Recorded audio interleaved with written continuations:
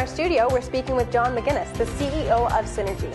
So I see this being a replacement for the typical aircraft you'd see at a smaller airport because we have to retire them eventually anyway. A lot of them are based on obsolete technologies, and we can do better than that. Synergy's new airplane design could potentially make short trips more comfortable. Hi John, thanks for joining us today. Hi, thanks for having me. So John, tell me, why does the world need a new airplane?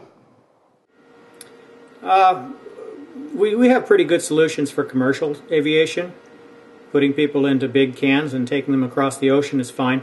But in the domestic market and smaller transportation market, it's kind of a nightmare to fly from point to point. The general aviation solution didn't work out. The airplanes that we have are aging, obsolete. Most of them were designed back in the days of the slide rule and graph paper, and they don't deliver the kind of passenger experience that people would like to have. There's 350,000 general aviation airplanes that need to be replaced. And if we replace them with quiet, safe, point-to-point, fast, comfortable, roomy airplanes, then maybe people will be more excited about the potential of flying in comfort directly from where they are to where they want to be. Absolutely. I mean, I know I would. You kind of mentioned that you want to make them roomier, you want to make them more affordable, quieter. That seems like kind of a significant challenge. How are you facing that? You have to look at the big picture and understand that if you don't design for something that people want to have, no one's going to put the money into building it. It turns out, though, that the aerodynamic technologies that we've not explored, that we've left on the shelf, or that we've neglected are the key to enable that to occur. And if you take a clean sheet of paper approach to the manufacturing, design for manufacturing, you can create solutions that are practical and that do have the ability to be fuel efficient and profitable in the space that we're targeting. That being slower than commercial aviation, but shorter distances. So we'd wind up with a solution that gets you to where you want to be with less total time involvement than going to the airport and getting through security and all that sort of thing.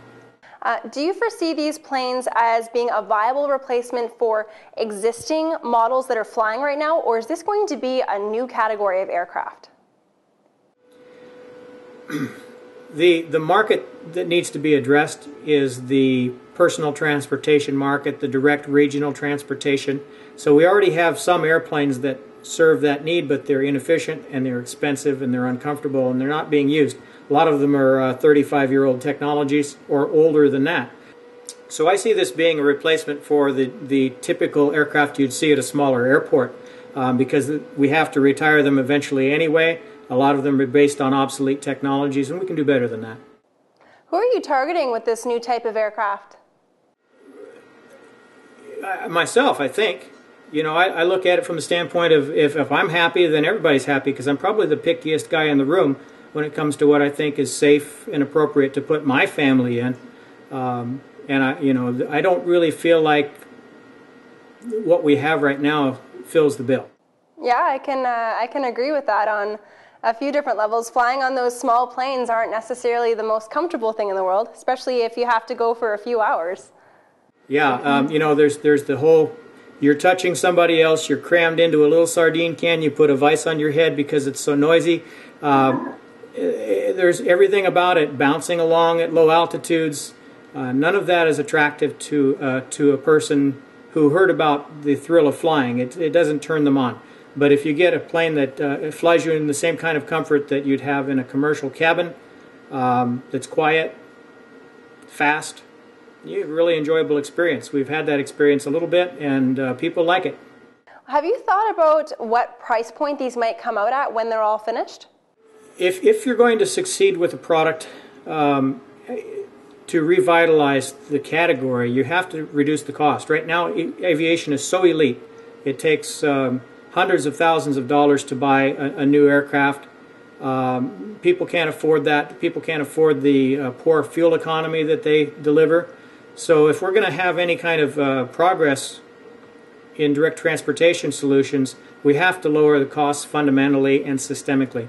And it's rare that you have an opportunity like I do, which is to start from the ground floor and engineer solutions to the fundamental problems of how do you build it, how do you build it in volume, how do you replicate this, how do you use a lot of different vendors and keep the technology threshold low enough to create solutions. And what infrastructure supply chains are you dealing with? And have you now, or are you planning to partner with an established manufacturer? Yes, we definitely would be partnering with established manufacturers. There's no need to reinvent the wheel. On the other hand, that a lot of what's already being done in aviation is sort of entrenched aviation. It's embedded in a particular process or a particular proprietary product design from a company. So a lot of the aviation companies that are building airplanes now aren't necessarily the prime candidates or the most interested candidates to pursue these type of new manufacturing opportunities. So there are other players that might come into play, and we're working right now with trying to investigate and identify who we're going to be working with for different parts of the work. But that's all very preliminary, and it all happens on capital. Just one last question. When can we expect to fly in these planes? Everybody wants to know that. I don't know. It's going to take a long time. If all of our work goes well and we prove out the technology, then we have to start a business that can respond at the level that's required. You know, I tell people all the time, it's like, imagine going back to the days of the rotary dial telephone and pitching people on the iPhone. You know, we have a long, long ways to go before people really have that Jetsons dream we were all promised. And if you had to make profit from the iPhone sales at 10,000 units per year and you were building them one at a time out of transistors and wires, you know, how much do you think they'd cost? I'm really excited to see where you go with this project. It's definitely very interesting, and I wish you the best of luck. Well, thank you very much. Thanks for taking the time to be with us today. Terrific. Thank you. For more information on Synergy and other companies that we're featuring, go to our website at Kidela.com.